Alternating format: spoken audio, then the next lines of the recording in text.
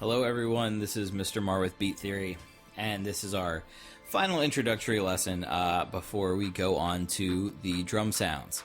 So I just taught you a bunch.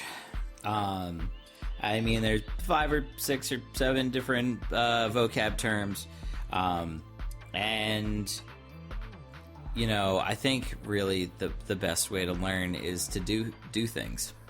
So what I want you to do is just make your own sound. And it can be really whatever you want, but I would suggest sticking to the parameters that you know. It's really easy to just start like opening boxes and then just have a whole bunch of stuff happening, and then you don't really know what's what, and you can't really control it, and then it, at a certain point, gets very frustrating. So what you want to do to make your sound is signal flow. So the signal actually flows in a certain path. It starts here with an oscillator.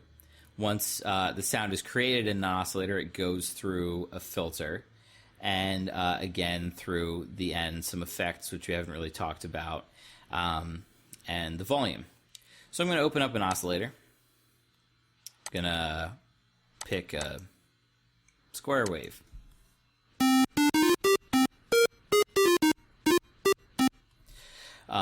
You can see that each one of these keys actually has a computer keyboard key connected to it. So I can just do that. You can either click it or press it on your keyboard. I'm going to put a frequency modifier. I'm going to try to just make some weird stuff. I'm going to make it super low. I'm going to put a filter or a frequency LFO. Make it super wide. Let's see what happens. That's horrifying. I love it. Let's also put, let's leave that there. How about amplitude modifier? Maybe some release. So that's not going to work right now. I could turn it into a decay though.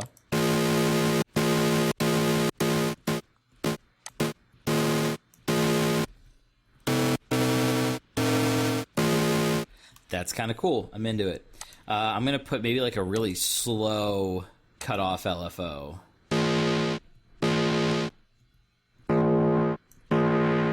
Let's bring that up.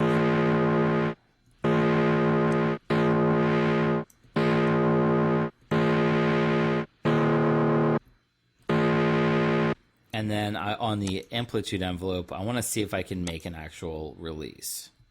There we go.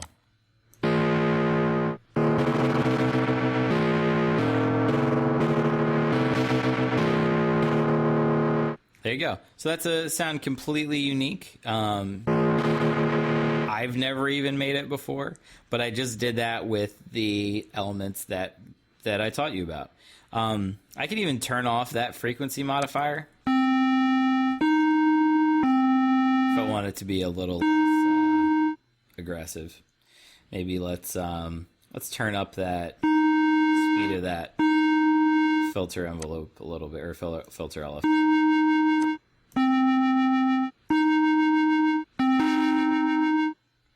If you open up the settings to extended, you can actually change the shape of the LFO. You get that square wave.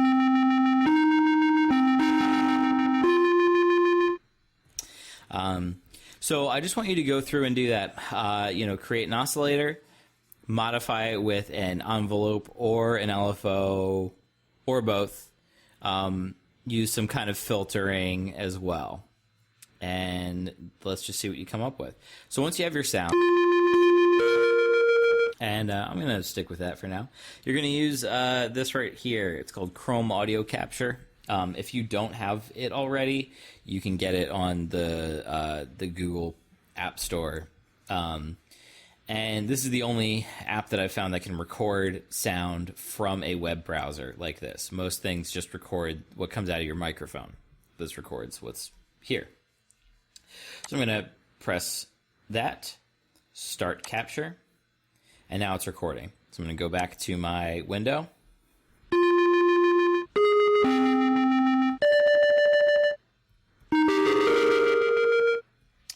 and then save capture. Save capture again. And now I'm going to call this synth patch 1. And now I can listen to it.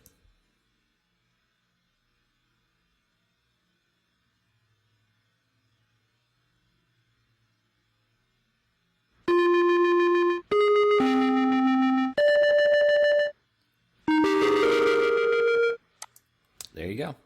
So that's how we're going to be recording our own synth samples. And that is your first assignment, aside from just learning the information. And I'm excited to hear what you guys come up with. All right, see you next time.